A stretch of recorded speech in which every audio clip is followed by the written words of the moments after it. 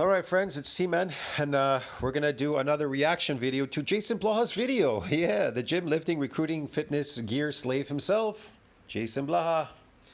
Well, Blaha says, why some studies show more gains from ultra-high volume. Okay.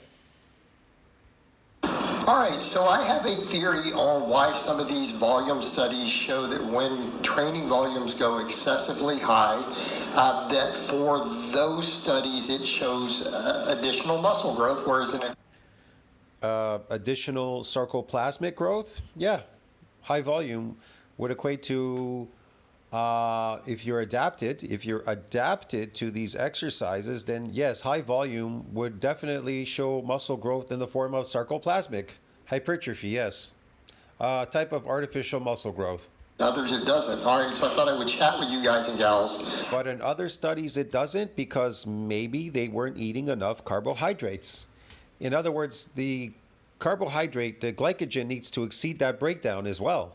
If you're an endurance athlete now and you're adapted, coming in here doing high volume, then the growth that you're looking, that growth that your muscles will get are through the sarcoplasm. And again, some studies show that you get some and you don't, because depending on, as long as the glycogen exceeds that breakdown, then it'll load in the muscle and you'll sarcoplasmic hypertrophy. That's what you'll do. A little bit about this today, and this is something I've discussed a little bit in the past. Yeah. But something to factor in, and I think it becomes apparent when you step back. Let's bring up the study really quick about this high volume and what this muscle growth is. It's easy to prove all these things and disprove JasonBlaha.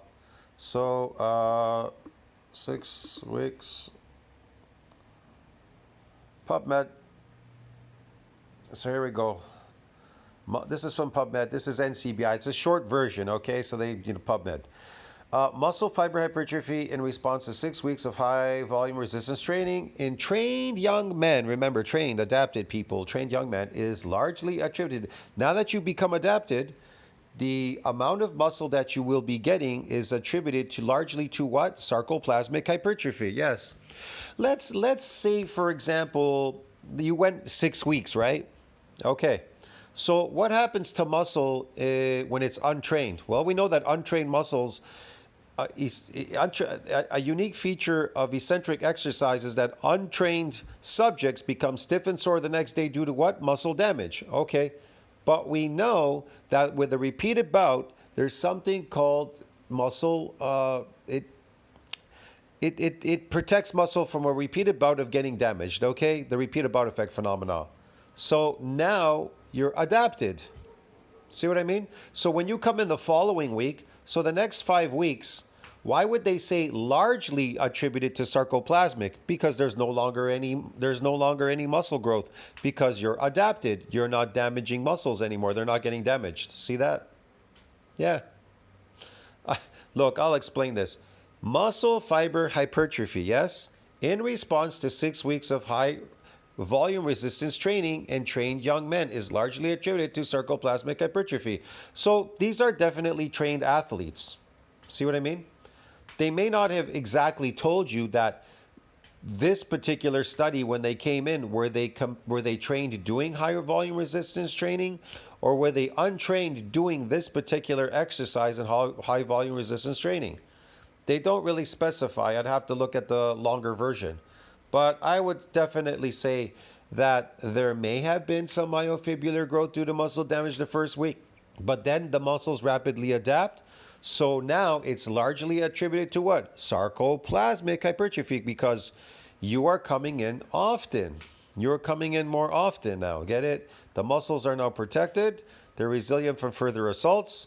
And the only muscle growth you're getting here is sarcoplasmic, which is artificial muscle growth. There you go. It's not hard to explain this stuff. Science tells you everything, bro. Real science, not the fake stuff. I'm not looking for studies where there was a group of people and they were looking for an outcome of something, okay? Back and you look at the individuals who are conducting the studies, okay? You look at the individuals conducting the studies.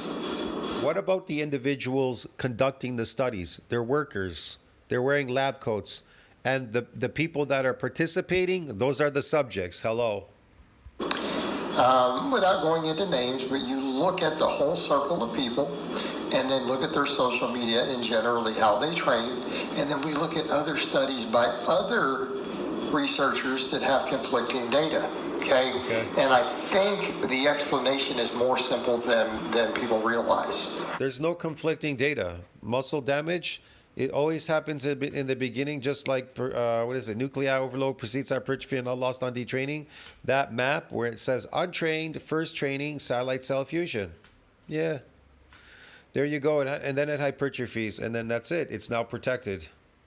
Because it's really inconsistent. Now, keeping in mind that the state of exercise science as it pertains to muscle growth is not particularly good.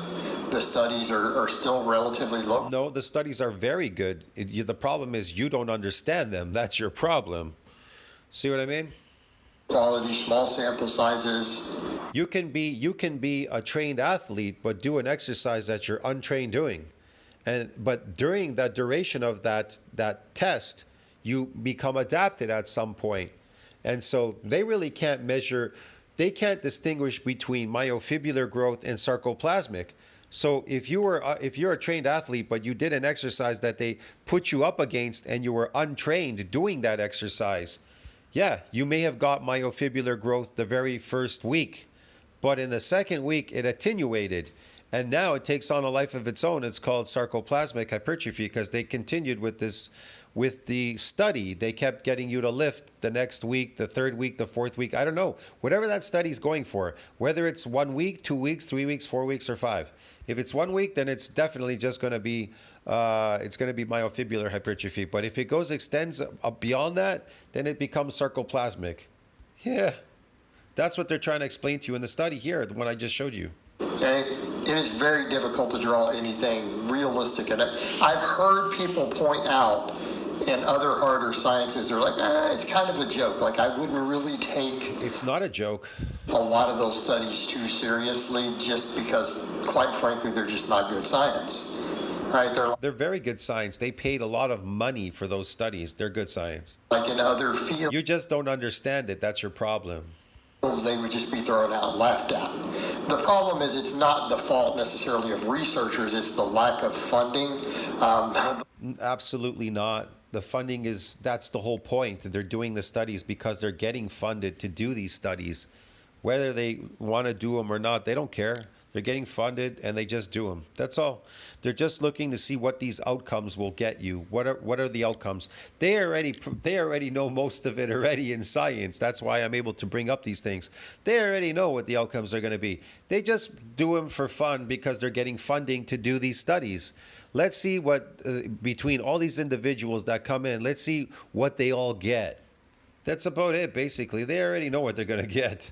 The lack of participants willing to get 1,000. Why do you think they said it was largely attributed to sarcoplasmic hypertrophy? How do you think they found that out? How do you think they know that? How do you think these scientists knew that it was largely attributed to sarcoplasmic and not myofiber hypertrophy? How do you think they knew that? See what I mean? How do you think they knew that? That it was largely attributed to something fake, sarcoplasmic artificial muscle growth hypertrophy. How do you think they figured that out? Well, I tell you down here at the bottom, we sought to explore how actin myosin, sarcoplasmic protein, listen to the word, sarcoplasmic protein. One guy told me sarcoplasmic is not protein, glycogen is not protein, but that sarcoplasmic fluid is glycogen. Because it tells you here, mitochondria and what? Glycogen concentrations were altered in individuals that exhibited mean skeletal muscle fiber cross-sectional area. Yeah. Hypertrophy following 6 weeks of high volume resistance training. There you go. These are college aged males, 21 to whatever. See down here at the bottom. Reduced fiber, actin, and myosin protein concentrations in spite of increasing promote sarcoplasmic expansion coincided with a coordinated upregulation of sarcoplasmic proteins involved in glycolysis and other metabolic processes related to ATP generation. Interestingly, these effects seem to persist up to 8 days following training. Yeah, I wouldn't disagree. If you have experience, if you're a real experienced lifter like me, then you're going to know these things. But if you're just a joke, you're not going to know anything because you're a joke. People to do a year-long study is pretty much impossible. There is simply no funding and resources in the field to even do it. A year-long study? Why would they need to do a year-long study? Why? What's the purpose? You don't need a year-long study. A couple of weeks is enough. To do good science, you can't do it. All right, so back over to that point, we talk about a little bit of bias in the research. All right, we've had studies in the past that show that even exceeding 10 sets a week reduced muscle growth. And I want us to be clear. Doing 10 sets a week reduces reduced muscle growth. You mean it reduced sarcoplasmic growth? Yeah, because if the glycogen is not exceeding that breakdown, then definitely it will go away. The whole point is to glycoload the whole week. You got to buy a 50-pound bag of potatoes and down them like crazy, dude, to grow the sarcoplasm. There were researchers in labs that were showing even in trained lifters, including women who tend to be more volume resistant. I can guarantee you this. If you're a person on steroids, you don't need to eat any protein. Just eat bags and bags of potatoes. And your muscles are going to fucking blow up like crazy, especially on steroids, because that's the whole point of taking steroids. It retains energy. It's a survival tool. Hormones are a survival tool. That's what they use it for in hospitals. When people are wasting, they give them steroids. Why? Because they're wasting away. You're losing energy. They want to retain the energy in your body. It's like this. When you're fasting, or what you would call starvation dieting, your hormones go sky high. Why? Your growth hormone, your testosterone. Why? It's preserving the energy in your body. You're losing energy. Hello? This whole thing about muscle and all that, muscle mass, no. You're retaining energy is what you're doing. You're losing energy as you're lifting weights here. This is all based on energy. Him lifting this weight adapted in this fucking stupid garage, you're losing energy. Energy in and energy out. Well, people will say calories in and calories out. Well, what's a calorie? Energy, right? Kilojoules, calories. Fuck, you don't have to be a fucking genius to understand these things, dude. You get it? Fucking energy in and fucking energy out. So people are eating artificial, a type of drug called carbohydrates. This drug induces a different kind of energy, but it's decrepit. It's a bad type of energy. It corrodes you from the inside out. It ages you, inflammaging, and a bunch of stuff. Now, if you are on animal fat, running on your mitochondria off animal fat, that type of energy is totally different. See what I mean? But it doesn't give you a high type of energy like carbs do. They don't load. It doesn't load in the sarcoplasm. The animal fat does not load in the sarcoplasm. I'm not kidding.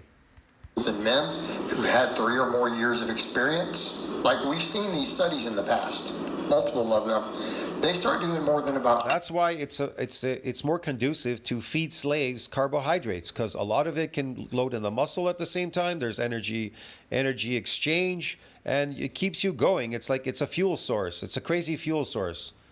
It's a drug fuel source. 10 sets, 12 sets a week.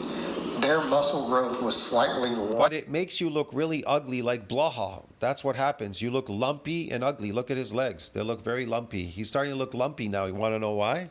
See, if you noticed before, he was getting dried out and skinny. But now look at him. He looks kind of buffed out. Want to know why? Because carbohydrates. He's up the carbs he's trying to bulk out now on the carbs. He's trying to pop his muscles with the carbs because he's like, okay, I got low body fat now. I got to show off. Less than the people who did 5 or 8 or 10 sets per week, like when they were compared. Like we saw. This isn't based on myofibrillar growth, because to get myofibrillar growth is based on an adaptation, muscular adaptation. That's it. Signs of minor overtraining and stuff and some of that. Okay, that's significant. Now, granted, these were also oftentimes single sessions. So again, we could extrapolate based on that. Yeah, doing more than about 10 sets in one workout for a muscle probably problematic if they're training hard. Now, here's the problem. He's just a factory worker in a garage lifting slave. A lot of those studies, they were training to failure. Okay. Because a lot of them. I don't know if those studies, they were all training to failure. It's a possibility. Maybe yes, maybe no. Did they say that? See what I mean? And whether they were training to failure or not, that is based on endurance. Those researchers are like, well, we don't know how to really judge proximity to failure that well. So we'll have our test subjects trained to failure. And we'll just have our coaches and people watching. Okay, so they can do it safely. Right? They do squats to failure and stuff like that in some of these studies. Bench presses to failure, but then using spotters, right? Using spotters and having oversight from researchers and their coaches. And, so you saw this, and you saw a lot of these studies show that relatively modest volumes, because I personally train in that range. I do like 6 to 9 sets per muscle group, for those who are unaware. Okay, I train. Here's another thing. When you're reaching for a new adaptation, you definitely do not want to do the same exercise in weight. You're always moving up. You are moving up in weight as well. I would say in an adaptation to get more of these myonuclei, you have to break the deeper, weaker muscle fibers. If you keep breaking the same muscle fibers, they'll just repair. They won't add additional nuclei. And if the damage is very minimal, then it won't do anything at this point, really, either. See what I mean? So it's complex. Bodybuilding is very complex. Pretty close to failure, and in many exercises I do go to failure. Obviously some we don't. I definitely try on most of my exercises to hit failure on the third set. I'll be a rep or so away before, or 0, unless it's something. Hi, I'm Clara Windows. And I'm the other guys. Be a rep or so away before, or 0, unless it's something I get stapled on. All right. Well, of course they saw gains at lower volumes. They're training to failure. All right, a lot of these researchers who are putting out data or discussing the really high volumes don't train to failure. In fact, when you watch some of them, many of them are kind of lazy in their training. Right? They're not only lazy, they're weak. I would say that's Blaha. He's talking about himself. No, I'm not trying to be mean, but I mean, guys, I'm about to be 48 years old. You're watching me rep out with pause reps on an incline, 45-degree incline, 225 for work sets there, right? Pausing on that last rep and then grinding it, okay? I train decently hard. I'm decently strong. You guys saw me doing rep work with, I think, 515 deadlifting here. I'm decently strong, for an old guy. Right? Not the strongest in the world. Not too shabby.